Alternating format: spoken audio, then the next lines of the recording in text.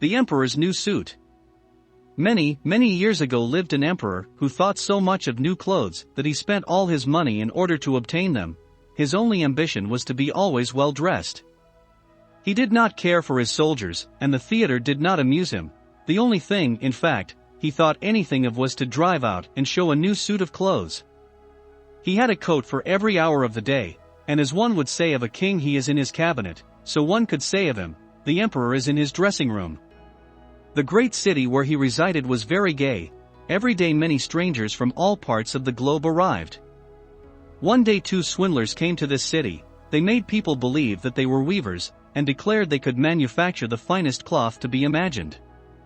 Their colors and patterns, they said, were not only exceptionally beautiful, but the clothes made of their material possessed the wonderful quality of being invisible to any man who was unfit for his office or unpardonably stupid.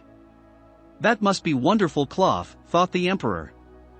If I were to be dressed in a suit made of this cloth, I should be able to find out which men in my empire were unfit for their places, and I could distinguish the clever from the stupid. I must have this cloth woven for me without delay. And he gave a large sum of money to the swindlers, in advance, that they should set to work without any loss of time. They set up 2 looms and pretended to be very hard at work, but they did nothing whatever on the looms. They asked for the finest silk and the most precious gold cloth.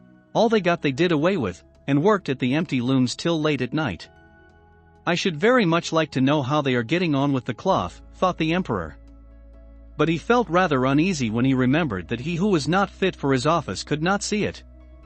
Personally, he was of opinion that he had nothing to fear, yet he thought it advisable to send somebody else first to see how matters stood. Everybody in the town knew what a remarkable quality the stuff possessed, and all were anxious to see how bad or stupid their neighbors were. I shall send my honest old minister to the weavers, thought the emperor. He can judge best how the stuff looks, for he is intelligent, and nobody understands his office better than he. The good old minister went into the room where the swindlers sat before the empty looms. Heaven preserve us! He thought, and opened his eyes wide. I cannot see anything at all, but he did not say so. Both swindlers requested him to come near, and asked him if he did not admire the exquisite pattern and the beautiful colors, pointing to the empty looms. The poor old minister tried his very best, but he could see nothing, for there was nothing to be seen. Oh dear, he thought, can I be so stupid? I should never have thought so, and nobody must know it. Is it possible that I am not fit for my office? No, I cannot say that I was unable to see the cloth. Now, have you got nothing to say? Said one of the swindlers, while he pretended to be busily weaving. Oh, it is very pretty, exceedingly beautiful, replied the old minister looking through his glasses. What a beautiful pattern, what brilliant colors! I shall tell the emperor that I like the cloth very much. We are pleased to hear that, said the 2 weavers, and described to him the colors and explained the curious pattern. The old minister listened attentively, that he might relate to the emperor what they said, and so he did. Now the swindlers asked for more money, silk and gold cloth, which they required for weaving. They kept everything for themselves, and not a thread came near the loom, but they continued, as hitherto, to work at the empty looms. Soon afterwards the emperor sent another honest courtier to the weavers to see how they were getting on, and if the cloth was nearly finished. Like the old minister, he looked and looked but could see nothing, as there was nothing to be seen. Is it not a beautiful piece of cloth? Asked the 2 swindlers, showing and explaining the magnificent pattern, which, however, did not exist. I am not stupid, said the man. It is therefore my good appointment for which I am not fit. It is very strange, but I must not let any one know it, and he praised the cloth, which he did not see, and expressed his joy at the beautiful colors and the fine pattern. It is very excellent, he said to the emperor. Everybody in the whole town talked about the precious cloth. At last the emperor wished to see it himself, while it was still on the loom. With a number of courtiers, including the 2 who had already been there, he went to the 2 clever swindlers, who now worked as hard as they could, but without using any thread. Is it not magnificent? Said the 2 old statesmen who had been there before. Your Majesty must admire the colors and the pattern. And then they pointed to the empty looms, for they imagined the others could see the cloth. What is this? thought the emperor, I do not see anything at all. That is terrible. Am I stupid? Am I unfit to be emperor? That would indeed be the most dreadful thing that could happen to me. Really, he said, turning to the weavers, your cloth has our most gracious approval, and nodding contentedly he looked at the empty loom, for he did not like to say that he saw nothing. All his attendants, who were with him, looked, and although they could not see anything more than the others, they said, like the emperor, it is very beautiful.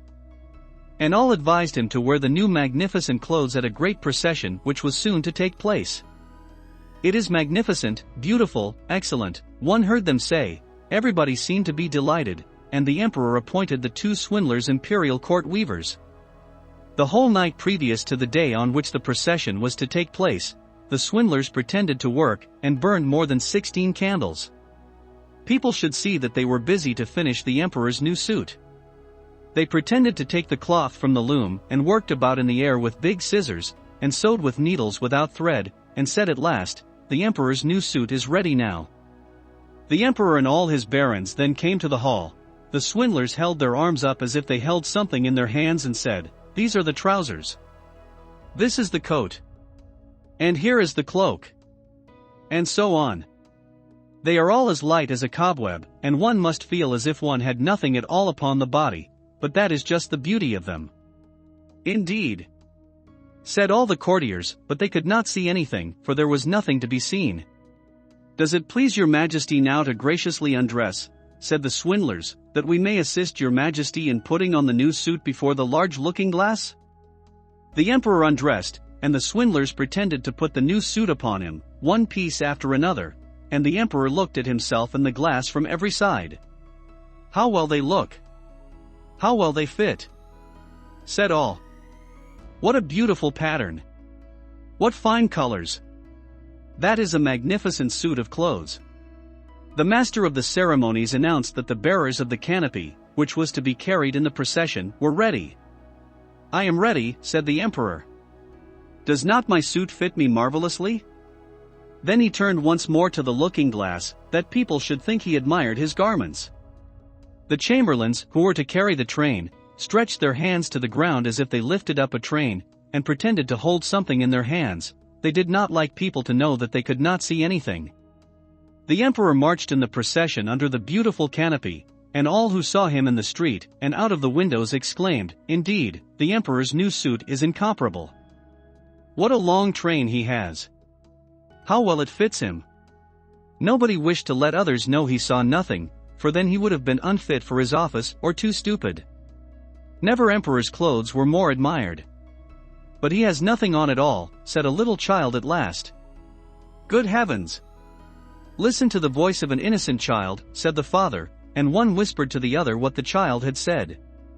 But he has nothing on at all, cried at last the whole people.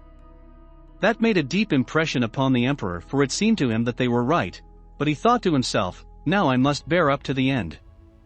And the chamberlains walked with still greater dignity, as if they carried the train which did not exist. The end. If you like the story, don't forget to subscribe and like it. Also ring the bell to keep up to date with the new stories that will appear every day. Thank you very much.